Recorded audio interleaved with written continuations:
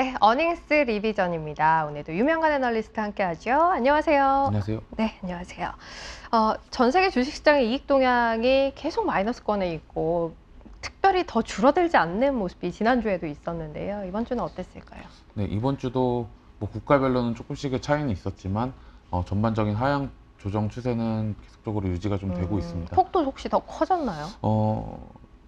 신흥국 같은 경우에는 지금 하향 조정 폭이 사실 좀 완화되는 듯하게 보였다가 네. 최근 다시 하향 조정 폭이 확대가 되고 있는 모습이고요. 네. 선진국 같은 경우에는 뭐 1% 정도의 수준을 계속 유지를 하고 있다라고 보시면 될 것 같습니다. 그래서 뭐 신흥국 같은 경우에는 7월 한 첫째 주까지 잠깐 플러스가 되는 네. 뭐 그런 모습도 보였지만 오히려 지금 마이너스 폭이 지속적으로 확대가 되는 모습을 보이고 있기 때문에 네. 조금 변동성은 주의를 좀 하셔야 될 것 같고요. 국가별로는 미국 같은 경우에는 지난주보다는 하향 조정 폭이 줄었네요. 줄었습니다. 네. 네, 그리고 유럽이 상대적으로 좀 안 좋았고요. 홍콩 같은 경우에는 이익 전망치가 크게 좀 하향 조정이 네. 됐습니다. 신흥국으로 넘어오시면은 여전히 한국이랑 대만의 이익 전망치가 상대적으로 좀 안 좋은 모습이에요. IT 비중이 높다 보니까 최근에 실적에 대한 기대감이 지속적으로 좀 낮아지고 있는 네. 국가 중에 하나고요. 반면에 인도네시아 같은 경우에는 신흥국 내에서는 여전히 플러스를 좀 유지하고 있다 정도로 보시면 될 것 같습니다. 보면 뭐 아주 확확 떨어지는 국가가 특별히 있는 건 아닙니다만 고르게 별로 위로 올라가지 못하고 있다라는 느낌이네요. 그러게요. 자, 그러면 국가별 이익 변화와 주가 상승률의 네. 상관관계는 최근에 어떠했는지를 또 좀 볼까요? 네, 이 차트를 이번 주에 조금 준비를 한 네. 이유는 뭐 한 달 전쯤에 기억을 해보시면은 대부분의 국가가 위치한 쪽이 이익은 마이너스인데 주가가 플러스인 네. 뭐 왼쪽 상단에 위치를 해 네. 있었습니다. 근데 결국에는 사실 이익이 회복되지 못하면서 다시 떨어졌네요. 아래쪽으로 지금 내려온 상황이고요. 네. 그리고 전 세계 지수를 중심으로 한번 봐주시면은 미국은 뭐 전 세계 증시랑 비슷한 수준으로 네. 흘러가고 있다 정도고 유럽이 사실 안 좋습니다. 그러니까 독일하고 유럽의 포진을 해 있는 위치가 네. 그러니까 주가 관점에서 굉장히 좀 안 좋은 쪽에 위치를 해 있고요.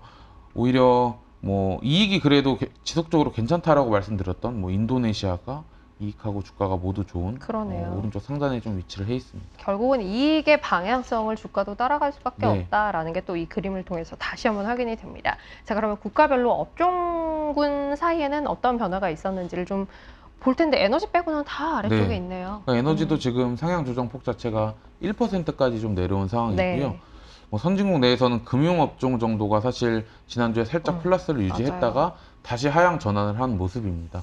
그리고 신흥국 내에서도 산업재 섹터와 필수부재 섹터가 사실 플러스를 좀 네. 유지를 하고 있었는데 네. 이번 주에 업데이트를 해본 결과 사실 다시 마이너스로 좀 전환이 된 상황이기 때문에 뭐 추석 전까지는 네. 뭐 이익 모멘텀이 좀 좋지 않다 정도로 요약을 할 수가 있을 것 같습니다. 그러게요. 에너지는 좋았던 게 좀 떨어지고 있는 상황인 거고, 뭐 선진국 같은 경우는 금융 또는 신흥국 같은 경우는 산업재, 필수 소비재가 돌아서는 부분이 조금 눈에 들어왔었는데 네. 그것도 다시 꺾이고 있고 특별한 모멘텀을 이익 쪽에서 기대하기는 좀 힘든 네. 상황이 아닌가라는 이야기이고요. 미국은 어떨까요? 미국은 이제 지난주와 비교했을 때 소폭 개선이 된 모습입니다. 그래서 뭐 일주일 동안 0.1% 정도 소폭 상향 조정이 됐고요. 네.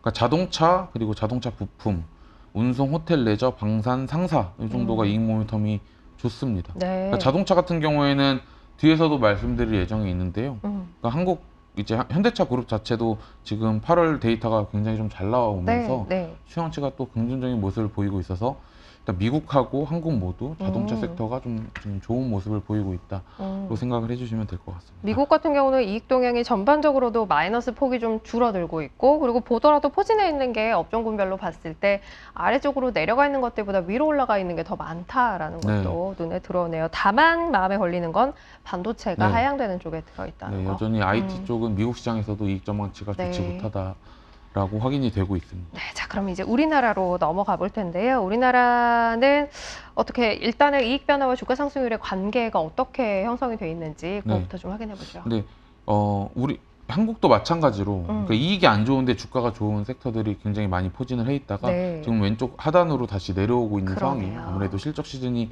끝난 이유다 보니까 오히려 이 이익하고 주가의 좀 관계가 좀 당분간은 정방향으로 유지가 될 가능성이 높다라고 보고 있어서 네. 왼쪽 아래쪽에 있는 섹터는 반도체, 인터넷 게임, 화장품, 의류 정도가 될 것 같고요. 상대적으로 요 우측 쪽에 있는, 그러니까 자동차, 음식료, IT 하드웨어, 유통, 에너지 정도가 네. 지금 이익이 플러스인 음. 쪽입니다. 그래서 상대적으로 저는 시장 대비로는 아웃퍼폼 할 네. 거다라고 판단을 하고 있습니다. 이게 조금 더 초점을 맞춰서 볼 만한 상황이 아닌가라는 관점에서 우측에 위치한 것들을 네. 좀 보자라는 이야기를 해주신 거고요. 자, 그럼 이제 전반적인 시장 내에서의 이익 동향은 어떤 변화가 있었는지 그것도 좀 보죠. 네, 우선 올해 영업이익 전망치 같은 경우에는 한 213조 원 정도로 내려온 상황입니다. 네. 일주일 동안 큰 변화는 없었지만 3분기랑 4분기를 사실 나눠서 봤을 때에는 소폭 하향 조정이 일어났습니다. 네. 그래서 3분기 실적 같은 경우에는 대략 한 60조 원 정도로 예상이 되고 있고요. 일주일 동안 0.7% 정도 하향 조정이 일어났습니다. 네. 그러니까 60조 원 정도면은 작년 3분기랑 비교했을 때는 10% 가까이 감소되는 수준이라고 보시면 많이 될 것 떨어지네요. 같고요. 네. 2분기 실적하고 비교해 봤을 때에도 한 5% 정도 QOQ로 좀 음. 줄어드는 그런 정도의 수준이라고 봐주시면 좋을 것 같습니다. 4분기는 어떤가요? 4분기는 54조 원 정도로 나와 네. 있는데 일단 워낙 일회성 비용이 많은 분기다 보니까 그렇죠. 신뢰도가 좀 높은 분기는 아니다라고 생각을 하고 있습니다. 3분기에 조금 더 집중해서 봐야 한다. 다만 1년 전에 비해서 10% 정도 빠질 가능성이 네. 있어 보인다. 현재 상황에서는. 알겠습니다. 자, 그러면 업종별로 좀 쪼개서 볼까요? 그래도 괜찮은 업종도 있지 않을까 싶긴 네. 한데요. 우선 좋은 업종은 음식료랑 아, 자동차 그리고 운송, 소매, 유통, 보험 정도가 될 것 같은데요. 네. 여기서 운송 같은 경우에는 피크아웃에 대한 우려가 좀 있기 때문에 제외하고 본다라면은 음식료, 자동차 그리고 유통 같은 경우에는 사실 코로나에 좀 피해를 많이 봤었던 네, 업종 중에 그렇죠. 하나이지만 최근에 어쨌든 이러한 좀 이슈들이 줄어들면서 이익이 좀 회복되는 그런 모습을 좀 보이고 있습니다. 네. 그리고 반면에 이게 계속 지속되고 있는데요. 그러니까 디스플레이 유틸리티 조선 같은 경우에는 네. 이익이 사실 계속 좋지 않습니다. 그러네요. 네, 그래서 하향 조정이 지금 몇 주째 좀 이어지고 있는 섹터라고 봐주시면 될 것 같아요. 디스플레이가 진짜 헤어나오지를 네. 못하고 있는 것 같아요. 굉장히 답답한데요. 자, 그럼 이제 쪼개서 저희 어느 네. 게 괜찮고 어느 게 안 좋은지 봤는데 조금 더 디테일하게 살펴보도록 하죠. 일단은 그래도 좋습니다라는 이야기 드렸던 것 중에 필수 소비재 내에서 음식료 이걸 좀 볼까요? 네, 음식료 같은 경우에는 일단 2분기 실적이 좋았고요. 그러니까 3분기 실적에 대한 기대감도 올라가고 있는 섹터입니다. 네. 그래서 오른쪽에 종목을 한번 봐주시면은 CJ 제일대당, 롯데지주, 오리온, 삼양식품, 동원 F&B 그리고 대상까지 네. 이익 전망치가 전반적으로 좀 개선이 되는 모습을 보였습니다. 근데 롯데지주가 플러스가 굉장히 지금 높게 나와 그러네요. 있는데요. 이건 회계적인 이슈가 좀 섞여 있어요. 그러니까 롯데칠성이 연결 실적으로 좀 편입이 되면서 3분기 실적에 대한 전망치가 좀 크게 회계적으로 상향 조정이 된 부분이 있고 네. 실질적으로 사실 업황도 그래도 나쁘진 않아서 네. 플러스가 유지가 된다라고 보시면 될 것 같습니다. 농심은 나 혼자 좀 처지고 있는 게 특별한 이슈가 있을까요? 아니요, 특별한 이슈는 없고요. 아마도 프리뷰 시즌 되면은 다시 추정치는 다시 올라올 것으로 맞춰지는? 전망을 하고 있습니다. 알겠습니다. 자, 그러면 두 번째로 또 괜찮은 것 네. 중에 하나, 자동차. 오늘 자동차 얘기 앞서도 했는데요. 네, 자동차 같은 경우에는 아마도 7월 초부터 계속 말씀드리고 있는 이익이 상대적으로 반도체보다 좀 괜찮은 대형 네. 섹터 중에 하나다라고 말씀을 드렸었는데 맞아요. 그러한 분위기가 9월 달에도 이어질 것으로 좀 예상이 되고 있습니다. 8월 달 판매 데이터가 일단 굉장히 좋았고요. 네. 또 환율 걱정을 많이 하시지만 어쨌든 환율에 대해서 좀 수혜를 볼 수 있는 그렇죠. 섹터가 자동차 업종이기 때문에 일단 완성차 업종인 현대차, 기아는 이익 전망치가 지속적으로 좀 상향이 되는 모습이고요. 그리고 부품 업종 중에서 현대 위아랑 한온 시스템이 이번 주엔 좋았어요. 그러네요. 네, 그러니까 지난주에는 아마 SL이랑 중소형주 중에 화신이라는 기업의 네, 이익 전망치가 네. 크게 상향 조정이 됐었는데 네. 이번 주에는 현대 위아랑 한온 시스템까지 좋은 분위기가 계속 지금 확산이 되고 있다. 그래서 한국 시장 내에서는 자동차 업종의 이익 전망치가 계속 좋다라고 저는 평가를 하고 있습니다. 완성차뿐 아니라 네. 부품 업체들까지 쭉 이렇게 낙수 효과가 이어지면서 네. 수치로도 나타나고 있다. 전반적으로 분위기가 굉장히 좋아지고 있다라는 얘기는 저희가 계속해서 드렸던 것 같아요. 일단 분위기 유지되고 있다라는 거 이야기 드리고요.